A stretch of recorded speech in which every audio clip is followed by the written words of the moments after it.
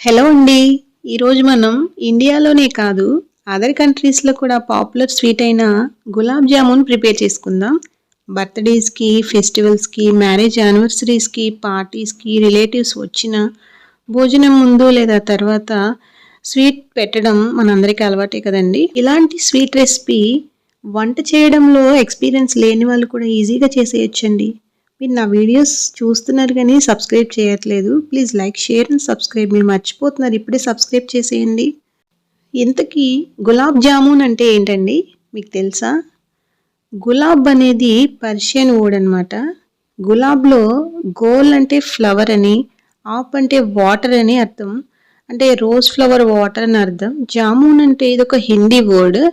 Indian fruit అయిన నేరేడు పండు ఉంది కదండి, దాన్ని జామున్ అంటారు. ఇంగ్లీష్లో అయితే బ్లాక్ బెర్రీ అంటాం కదా. పిండిని నేరేడు పండుతోనూ తయారు చేయరు, అలానే గులాబీలతోనూ తయారు చేయరు, కానీ షేప్ సైజ్ అనేది నేరేడు పండులా ఉంటుందని అలా పిలుస్తారు. అలాగే షుగర్ సిరప్లో రోజ్ వాటర్ ఫ్లేవర్ కోసం యాడ్ చేసుకొని తీసుకునేవాళ్ళు మొఘలుల టైంలో. ప్రజెంట్ నేనైతే రోజ్ వాటర్ని ఏమి యాడ్ చేయట్లేదు, కానీ కొందరైతే కుంకుమ పువ్వుని షుగర్ సిరప్లో యాడ్ చేసుకొని తీసుకుంటారు. 170 గ్రామ్స్ గులాబ్ జామున్ పౌడర్ తీసుకుంటున్నాను. ఈ పౌడర్ని కొలిచి తీసుకుందామండి. 2 బౌల్స్ అయినాయి. గులాబ్ జామున్ తయారు చేసుకోవడానికి మనకు కావాల్సిన ingredients: 2 bowls gulab jamun powder, 2 bowls sugar, crush చేసిన యాలకులు 6, 3/4 కప్పు మిల్క్ కాచి చల్లార్చినవి, వాటర్, అలాగే ఆయిల్. పిండిని కలుపుకోవడానికి ఒక ప్లేట్ తీసుకుని 2 బౌల్స్ గులాబ్ జామున్ పౌడర్ వేసుకుందాం. ఇప్పుడు 3/4 బౌల్ కాచి చల్లార్చిన మిల్క్ పోసి కలుపుకుందామండి. పిండిని జస్ట్ మిక్స్ చేయాలి అంతే, కానీ చపాతీలో ఎక్కువగా కలపకూడదు. 2 టేబుల్ స్పూన్స్ నెయ్యి కూడా వేసుకొని కలుపుకుందామండి. ఈ గులాబ్ జామున్ పౌడర్ని ఎలా తయారు చేస్తారు అంటే, పాలను లో ఫ్లేమ్లో పెట్టి మరిగిస్తారు. పాలలో ఉన్న వాటర్ కంటెంట్ అంతా పోయే వరకు ఉంచి ఈ మిల్క్ సాలిడ్స్కి మైదా పిండిని, అలాగే బేకింగ్ సోడాని, కార్డమమ్, అలాగే బటర్ని యాడ్ చేసి తయారు చేస్తారండి.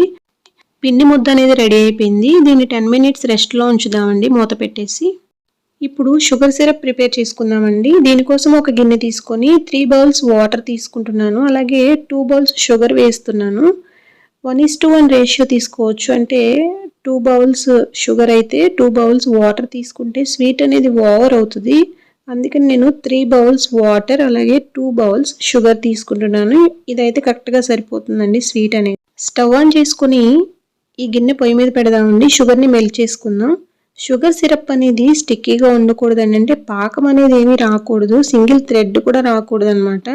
స్టిక్కీగా ఉంటే ఏమవుతుంది అంటే, ఈ ఫ్రై చేసిన ఈ గులాబ్ జాములు వేసినప్పుడు ఏమవుతుందంటే, ఈ స్టిక్కీగా ఉంటే అబ్జర్వ్ చేయలేదనమాట. సో వాటరీగా ఉంటేనే అబ్జర్వ్ చేయగలదు, కాబట్టి స్టిక్కీగా ఉండకూడదు అనమాట ఈ సిరప్ అనేది.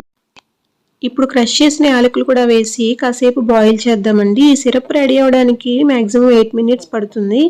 ఈ 8 మినిట్స్ తర్వాత షుగర్ సిరప్ అనేది రెడీ అయిపోతుంది. స్టవ్ ఆపేద్దాం.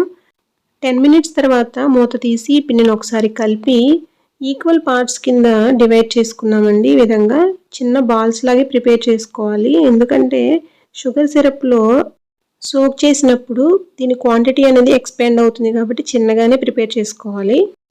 డివైడ్ చేసిన ఈ పిండిని అరచేతుల మధ్యలోకి తీసుకొని ఎక్స్ట్రా ప్రెజర్ని అప్లై చేయాలి, అప్పుడు స్మూత్గా వస్తుంది. ఈ 2 పామ్స్ మధ్యలోకి తీసుకొని రౌండ్ షేప్ అనేది రావాలి అంటే కనుక ఇలా ఎక్స్ట్రా ప్రెజర్ని అప్లై చేస్తేనే స్మూత్గా క్రాక్స్ రాకుండా వస్తుందండి. మరలా ఇంకొక జామున్ ప్రిపేర్ చేసుకుందాం. ఈ పిండిని రెండిటి పామ్స్ మధ్యలో ఉంచి ఈ విధంగా ఎక్స్ట్రా ప్రెజర్ని అప్లై చేస్తూ ఇలా రౌండ్ షేప్లో చేస్తే క్రాక్స్ అనేది ఏది రాకుండా ఉంటుంది. మిగతావన్నీ ఈ విధంగానే ప్రిపేర్ చేసుకొని పక్కన పెడదామండి. అన్ని జామున్స్ క్రాక్స్ లేకుండా రౌండ్గా ప్రిపేర్ చేసాం. ఇప్పుడు ఆయిల్ని హీట్ చేసుకోవడానికి స్టవ్ ఆన్ చేసుకుందాం. జామున్స్ని లో ఫ్లేమ్లోనే ఫ్రై చేయాలండి, ఎందుకంటే హై ఫ్లేమ్లో పెడితే పైన కలర్ వస్తాయి కానీ లోపల ఉడకదు. ఆయిల్ హీట్ అయిందండి. ఇప్పుడు మంటని లో ఫ్లేమ్లో పెట్టి ఇవి ఒక్కొక్కటిగా జామున్స్ని ఈ విధంగా ఆయిల్లో వేసుకొని ఫ్రై చేసుకుందామండి. మంటని హై ఫ్లేమ్లో పెట్టి ఈ జామున్స్ని ఫ్రై చేసుకుంటే కనుక ఇవి 30 సెకండ్స్లోనే మాడిపోతాయండి. సో లో ఫ్లేమ్లో పెట్టి మాత్రమే ఫ్రై చేసుకోవాలి. లో ఫ్లేమ్లో పెట్టి ఫ్రై చేసినా కానీ వీటిని ఈ విధంగా గరిటతో కదుపుతూ ఉండాలండి.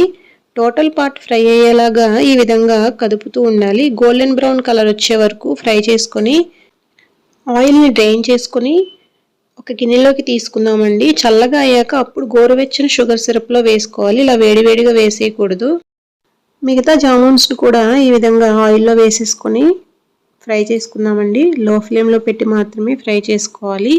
ఈ జామున్స్ని గరిటెతో కదుపుతూ ఉండాలండి. లేకపోతే ఒక సైడు ఫ్రై అవుతుంది, ఇంకొక సైడ్ ఏమో కలర్ రాకుండా అలాగే ఉండిపోతుంది. సో టోటల్ జామున్ అనేది కలర్ఫుల్గా ఉండాలి అంటే, చక్కగా ఉడకాలి అంటే ఈ విధంగా గరిటెతో కదుపుతూ ఉంటే చక్కటి కలర్ అనేది వస్తుంది, గోల్డెన్ బ్రౌన్ కలర్. గులాబ్ జామున్స్లో మనకి కాల్షియం, కార్బోహైడ్రేట్స్ అలాగే షుగర్ కంటెంట్ అనేది ఎక్కువగా ఉండడం వల్ల ఇన్స్టెంట్ ఎనర్జీ అనేది ఇస్తుంది. అలానే ఎక్కువగా తినకూడదండి. మంచి కలర్ వచ్చాయి కదండి, గోల్డెన్ బ్రౌన్ కలర్. సో ఆయిల్ని డ్రైన్ చేసేసుకొని గిన్నెలో వేసుకుందాం. ఈ విధంగా ఈ షుగర్ సిరప్ అనేది గోరువెచ్చగా ఉండాలండి, మరీ వేడిగా ఉండకూడదు. ఇవి ఒకసారి ఈ విధంగా కదిపి ఒక 10 మినిట్స్ సోక్ చేద్దామండి. 10 మినిట్స్ తర్వాత ఇంకా సర్వ్ చేసుకోవడమే. ఈ గులాబ్ జామున్ని ఈ విధంగా వేడిగా అయినా తినొచ్చు, లేదు అంటే ఫ్రిడ్జ్లో పెట్టి తింటే ఐస్ క్రీమ్లా ఉంటుందండి. ఎక్సలెంట్గా ఉంటుంది, నోట్లో వేసుకోగానే కరిగిపోతుంది. సూపర్ టేస్ట్ ఉంటుందన్నమాట ఫ్రిడ్జ్లో పెట్టి తింటే. మీరు కూడా ట్రై చేయండి. ఈ షుగర్ సిరప్ అనేది మీరు తీసుకునే స్వీట్ని బట్టి యాడ్ చేసుకుంటే సరిపోతుందండి. ఓవర్ స్వీట్ అయితే కొంతమంది తినలేరు కదా, మరీ తక్కువైనా తినలేరు. కాబట్టి మీ స్వీట్కి తగ్గట్టుగా వాటర్ని యాడ్ చేసుకుంటే సరిపోతుంది. చూసారా 10 మినిట్స్కే ఎంత జ్యూసీగా ఉందో. షుగర్ సిరప్ని అబ్జర్వ్ చేసుకోలేదు అంటే కనుక షుగర్ సిరప్ అనేది బాగా థిక్ అయినట్టు అనమాట, స్టిక్కీగా అయినట్లు. అలా ఉండకూడదు. సో ఈ విధంగా మీరు ప్రిపేర్ చేసుకొని హ్యాపీగా తినండి. Thank you for watching.